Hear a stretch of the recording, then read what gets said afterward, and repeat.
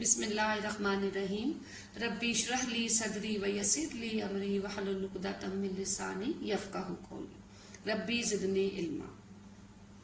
عزیز طالبات، السلام علیکم ورحمۃ اللہ وبرکاتہ۔ مطالعہ پاکستان کے لیکچر نمبر 5 کے ساتھ میں آپ کی خدمت میں حاضر ہوں۔ جی طالبات، آج کا ہمارا ٹاپک ہے تحریک خلافت۔ یہ ٹاپک بہت امپورٹنٹ ہے امتحانی نقطہ نظر سے بھی اور تحریک کے حوالے سے یا تاریخی پہلو کے حوالے سے بھی۔ لیکچر کا باقاعدہ آغاز کرنے سے پہلے میں آپ کو اس کا پس منظر تھوڑا سا بتا دیتی ہوں۔ طالبات، اس دور میں تمام اسلامی ممالک جو ہیں وہ آزاد نہیں ہوا کرتے تھے، بلکہ ایک نظام کے تحت تمام ممالک جو ہیں وہ ورک کرتے تھے۔ مثال کے طور پر کسی ایک ملک کا خلیفہ تمام مسلم ممالک کا خلیفہ ہوا کرتا تھا، جیسا کہ ممالک شام، مصر، ایران، یہ تمام ممالک جو ہیں صوبوں کی حیثیت رکھتے تھے، اور مسلمانوں کا خلیفہ جو ہے وہ تمام مسلم ممالک کا صدر کہہ لیں یا خلیفہ ہوا کرتا تھا، اور تمام ریاستیں اس خلیفہ کے احکامات پر عمل کیا کرتی تھی۔ اس میں ہمیں اس قدر انفارمیشن یا معلومات مل گئی ہے کہ انشاءاللہ اس سبق کو سمجھنا آپ کے لیے بہت آسان ہو جائے گا۔ اس میں ہم نے دیکھا کہ 1914 میں جنگ عظیم اول کا آغاز ہو گیا، یعنی پہلے جنگ عظیم جو ہے وہ 1914 میں ہوئی۔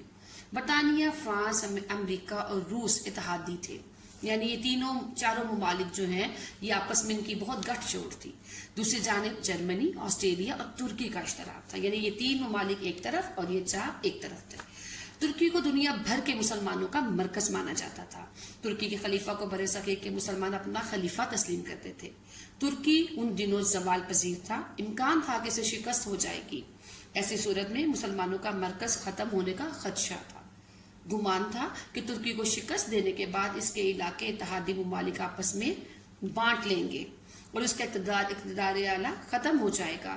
ان دنوں ترکی ایک بہت ہی وسیع ملک تھا جس کی سرحدیں مشرق وسطیٰ اور شمالی افریقہ تک پھیلی ہوئی تھی۔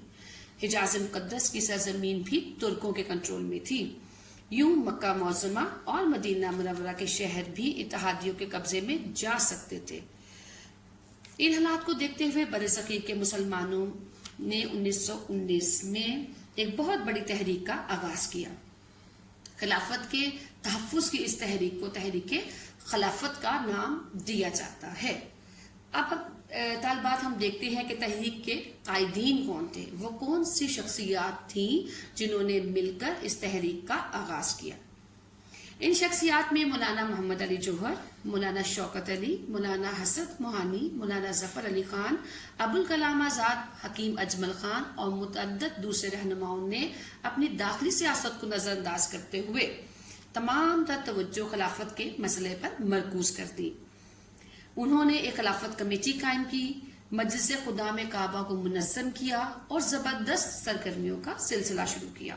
مولانا عبدالباری، شیر حسین قدوائی اور مولانا سلیمان ندوی وغیرہ مولانا محمد علی جوہر کی قیادت میں ایک وفد کی صورت میں برطانوی وزیر اعظم سے ملاقات کر کے اسے ہندوستانی مسلمانوں کے جذبوں سے آگاہ کرنے کے لیے گئے۔ عزیز طالبات، یہ وفد برطانوی سیاستدانوں سے ملا، مغربی ممالک میں مختلف شہروں میں جلسے منعقد کیے گئے، واپس آئے تو برصغیر کے طول و عرض میں، یعنی برصغیر میں ہر جگہ میں جلسے جلوس نکالے گئے۔ تحریک خلافت کو برصغیر میں چلائی جانے والی تمام تحریکوں میں سب سے زیادہ پرجوش اور زبردست مانا جاتا ہے۔ آخر یہ تحریک شروع کیوں کی گئی، اس کو جاننے کے لیے ہم اس تحریک کے مقاصد دیکھتے ہیں۔ تحریک کے مقاصد۔ تحریک خلافت ایک کثیر المقاصد تحریک تھی۔ اس نے برصغیر میں مسلمانوں کو ایک پلیٹ فارم پر منظم کیا۔ وقتی طور پر آل انڈیا مسلم لیگ کی طرف سے مسلم عوام کی توجہ ہٹ گئی۔ وہ خلافت کے تحفظ کے لیے جان و مال کی بازی لگائے بیٹھے تھے۔ تحریک کے سامنے 3 اہم مقاصد تھے اور وہ مقاصد درج ذیل ہیں۔ پہلا مقصد تھا ترکی بحیثیت ایک مملکت قائم رہے۔ شکست کی صورت میں اس کی جغرافیائی سرحدیں جوں کی توں رہیں، یعنی کہ ویسی کی ویسی رہنے دی جائیں، اس کے ٹکڑے نہ کیے جائیں۔ یہ تھا پہلا مقصد۔ دوسرا مقصد کیا تھا؟ خلیفہ موجود رہے اور ترکی میں خلافت کا ادارہ اپنی حیثیت برقرار رکھے۔ نمبر 3، حجاز مقدس کی حرمت پر کوئی آنچ نہ آئے، غیر مسلم افواج ان دونوں شہروں میں داخل نہ ہوں۔ اب اس تحریک کی سرگرمیاں کیا تھیں؟ یہ تو تھے مقاصد۔ اب وہ کون سی سرگرمیاں تھیں جو کہ شروع کی گئی ان مقاصد کو حاصل کرنے کے لیے؟ پہلی سرگرمی جو تھی، تحریک خلافت کے تحت وفود بھیجے گئے، یعنی کہ مختلف وفود سے مراد یہ ہوتا ہے گروپ آف پیپل کے مختلف لوگوں کو مختلف یورپی ممالک میں، خصوصاً برطانیہ میں برصغیر کی مسلم رائے عامہ سے حکومتوں کو آگاہ کیا گیا۔ ڈاکٹرز اور نرسوں کے گروپ ترک مجاہدین کی مرہم پٹی کے لیے بھیجے گئے اور ادویات بھی فراہم کی گئی۔ ترک حکومت کو رقوم مہیا کی گئی۔ اب یہ رقوم کہاں سے اکٹھی کی گئی؟ یہ رقوم جو ہے برصغیر کے مسلمانوں نے مل جل کر اکٹھی کی۔ یہ رقم کثیر دولت، کرنسی، سونے اور چاندی کی صورت میں ترکی کی مالی امداد کے لیے مسلمانوں نے روانہ کی۔ برصغیر کے چھوٹے بڑے شہروں اور قصبوں میں بڑے بڑے جلوس نکالے گئے، جلسے منظم کیے گئے، ہڑتالیں کی گئیں اور مسلم عوام نے بڑی تعداد میں گرفتاریاں پیش کی۔ تحریک کے لیڈروں کو جیلوں میں بند کر دیا گیا، لیکن تحریک کی آب و تاب میں کوئی فرق نہ آیا۔ اس کا چوتھا بڑا جو انہوں نے سرگرمی تھی وہ کیا تھی؟ تحریک خلافت میں مولانا محمد علی جوہر اور مولانا شوکت علی کی اماں کا کردار بھی اہمیت کا حامل تھا۔ ان دنوں میں یہ نعرہ بہت مقبول ہوا، کہتی ہے اماں محمد علی کی جان بیٹا اپنی خلافت پہ دے دو۔ مسلم صحافت نے بھی زوردار کردار ادا کیا۔ مولانا ظفر علی خان نے زمیندار، مولانا آزاد نے الہلال اور مولانا محمد علی جوہر نے کامریڈ ہمدرد اخبار کے ذریعے مسلم عوام کے ذہنوں میں طوفان پیدا کر دیا۔ اب یہ تحریک جب طالبات شروع ہوئی تو چونکہ برصغیر میں مسلمان اور ہندو اکٹھے رہتے تھے، اب ہم دیکھتے ہیں کہ جب مسلمانوں نے ترکیوں کی مدد کے لیے یہ تحریک شروع کی تو اس میں گاندھی اور ہندوؤں کا کیا کردار رہا یا ان کا ریئیکشن کیا تھا۔ گاندھی کو تو اس وقت موقع مل گیا کہ وہ مسلمانوں کو اپنے مقاصد کے لیے استعمال کر سکے۔ اس نے کھلم کھلا اس تحریک کی خلافت کی حمایت کی، تحریک کے جلسوں میں شرکت بھی کی اور مسلمانوں کو پورے تعاون کا یقین دلایا۔ انڈین نیشنل کانگریس نے گاندھی کے ایما پر تحریک کا پورا ساتھ دیا۔ گاندھی نے جنگ عظیم اول کے دوران تحریک کے عدم تعاون، تحریک ترک موالات اور سول نافرمانی کی تحریکیں بھی شروع کر رکھی تھی۔ تحریک خلافت کی حمایت کر کے وہ مسلمانوں کو اپنی تحریکوں میں شامل کرنے میں کامیاب ہو گیا، کیونکہ ایک تحریک میں جہاں اس نے مسلمانوں کا ساتھ دیا، یہ دینے کا مقصد ہی گاندھی کا یہ تھا تاکہ میں مسلمانوں کو استعمال کر سکوں، اور جو ان کی تحریکیں تھیں تاکہ مسلمان یہ سمجھیں کہ ہندو جو ہیں وہ مسلمانوں کے ویل وشر ہیں اور ان کے ساتھ شامل ہو کر باقی تحریکوں میں ہندوؤں کا ساتھ دیں۔ گاندھی نے مسلمانوں کو یہ مشورہ دیا کہ وہ نمبر 1 کیا کریں، حکومت کی طرف سے دیے گئے القابات واپس کر دیں، یعنی کہ جو سٹیٹس یا جو عہدے ان کو ملے ہیں اس کو واپس کر دیں۔ نمبر 2 سرکاری ملازمتوں سے استعفے دے دیں، کیونکہ اب طالبات آپ کے ذہن میں بھی یہ سوال آ رہا ہوگا کہ آخر مسلمانوں نے اور ہندوؤں نے یہ تمام عہدے اور یہ گرفتاریاں یا تعلیم کو چھوڑ کر سڑکوں پر نکلا، اس کی ایک وجہ کیا تھی؟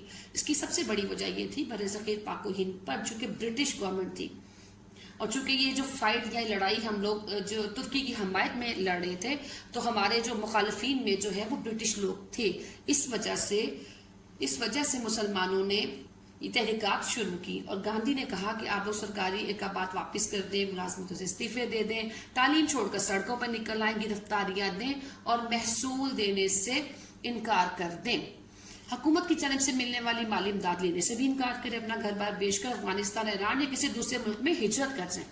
مسلمان رہنما گاندھی کی سازش کو نہ سمجھ سکے اور اس کی باتوں میں آ کر ایسے اقدامات کیے کہ مسلمانوں کی معیشت، تعلیم اور سماجی حالت پر بہت برا اثر پڑا۔ لاکھوں مسلمان اپنا سب کچھ بیچ کر افغانستان کی طرف ہجرت کی غرض سے چل پڑے، لیکن حاکم افغانستان نے انہیں افغانستان کے اندر داخل ہونے کی اجازت نہ دی، مجبوراً مسلمانوں کو واپس آنا پڑا اور یہاں بربادی، بھوک اور بدحالی ان کی منتظر تھی۔ بے پناہ نقصان اٹھانے کے بعد مسلمانوں کی آنکھیں کھلی اور انہیں گاندھی کا اصل چہرہ پہچاننے کا موقع مل گیا۔ اب اس تحریک کا انجام کیا ہوا؟